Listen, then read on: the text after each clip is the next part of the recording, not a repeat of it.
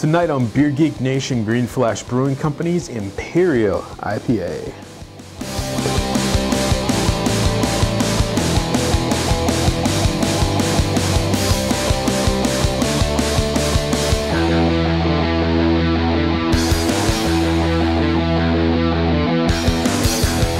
Hey guys, welcome to Beer Geek Nation. Tonight in this episode, we are looking at Green Flash Brewing. It's their Imperial IPA. Comes in 101 IBUs, 9.4% alcohol by volume. So, if you have seen any of my Green Flash Brewing videos, the most recent one I did was Le Freak, which is their Belgian IPA. They are slowly becoming, not slowly, quickly becoming one of my favorite breweries from the West Coast. I'm not going to lie, they're one of those breweries I've seen, and I just never got anything from them. And I finally, said, well, what am I doing? It's from the West Coast. How bad can it be? I got their triple, and it just blew my mind. Got their Le Freak, blew my mind.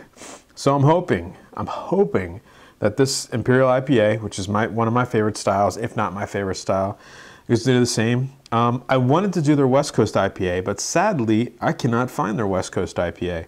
So if there is any kind person out there that would like to trade and they can get the West Coast IPA, let me know, because I really want to try it and I just can't get it around here. I can get basically every single one of their beers except for that West Coast IPA. I don't know what the issue is, but regardless, that's my plea to my YouTube viewers, and that's that. They use Summit Nugget hops in this one, so it's going to be a little bit spicy, a lot of citrus. Actually, really looking forward to this one. So without me blabbering on about it anymore, I'm going to get into a cup, let you know how it smells, how it tastes, and give you the verdict.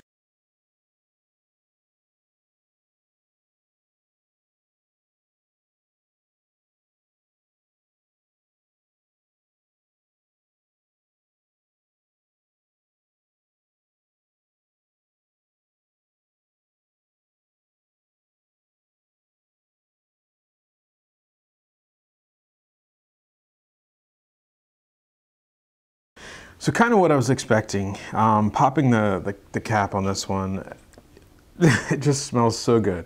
Tons of hop, tons of citrus, piney, kind of that, that San Diego IPA, double IPA that so many people have come to love, the Pliny the Elder and the Hop Stupid, and just, that West Coast really hardcore IPA.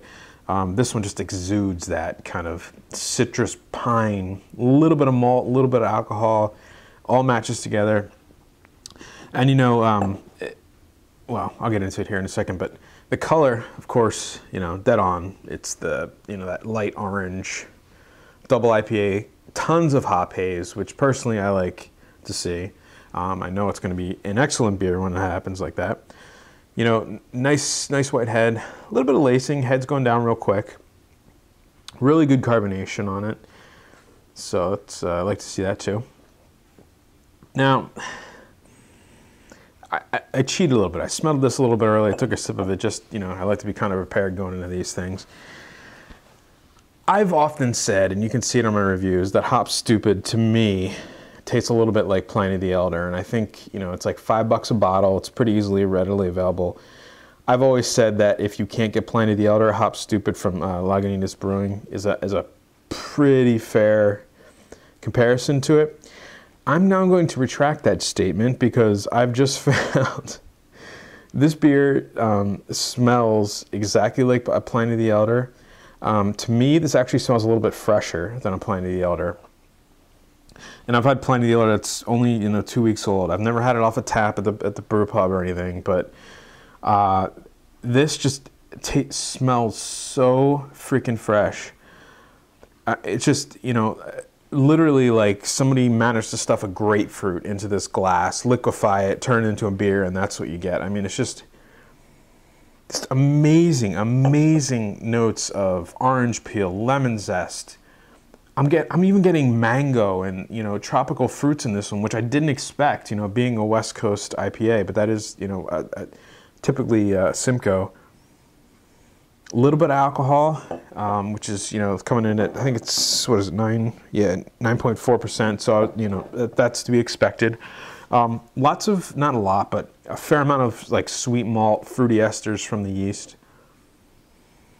But enough of the smell.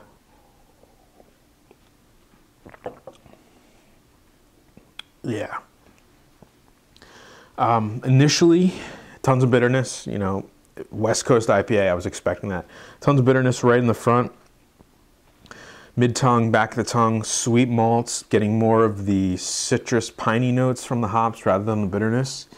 Everything blends perfectly. I tell you, Green Flash, no one makes a balanced beer, in my opinion, like Green Flash does.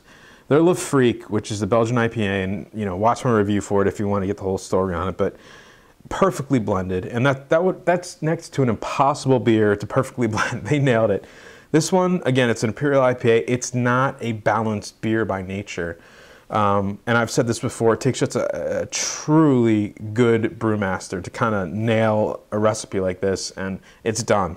I mean, perfect amount of sweet malt. I'm getting a ton of citrus, ton of bitterness, ton of pininess, and, you know, it's almost hard to do it justice unless you have the beer in front of you. It's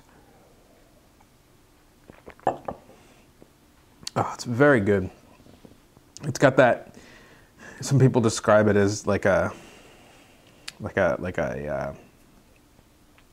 of an astringent taste. Has a little bit of that from the bitterness of the grapefruity, really citrusy, but, you know, that it's a characteristic of the hop character. You know, it's the resininess, the oilness, the oil from the hops.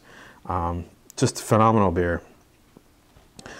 There's actually more malt in this than I thought there was going to be. It has that typical West Coast dry finish from the IPA, but, you know, it's definitely still a malty beer. 101 IBUs, you can definitely taste the bitterness in it. So, the end of the day, on a scale of 1 to 10, I'm going to give this one a 10. I haven't had Pliny the Younger, so again, this is kind of hard to say, but this is by far the best West Coast double IPA I've had, period. You know, I love, you know, Pliny the Elder's great, Stone Ruination IPA is a great beer, Sculpin, awesome beer. That's an IPA, but, you know, it gets lumped in there. This is a really great beer.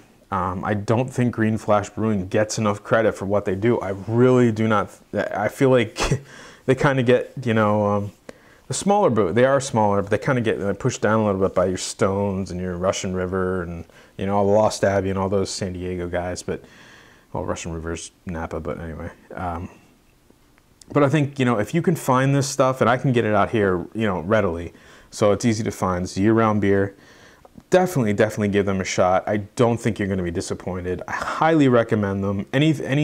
So far, the 3 I've tried, they've all been amazing beers. I've got a barley wine. I haven't tried that yet.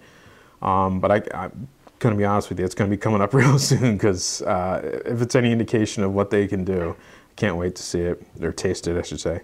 But this is Green Flash Brewing. It is their Imperial IPA, 101 IPUs, 9.4% alcohol by volume, available year-round. East Coast, West Coast should be able to get it. But until next time, cheers.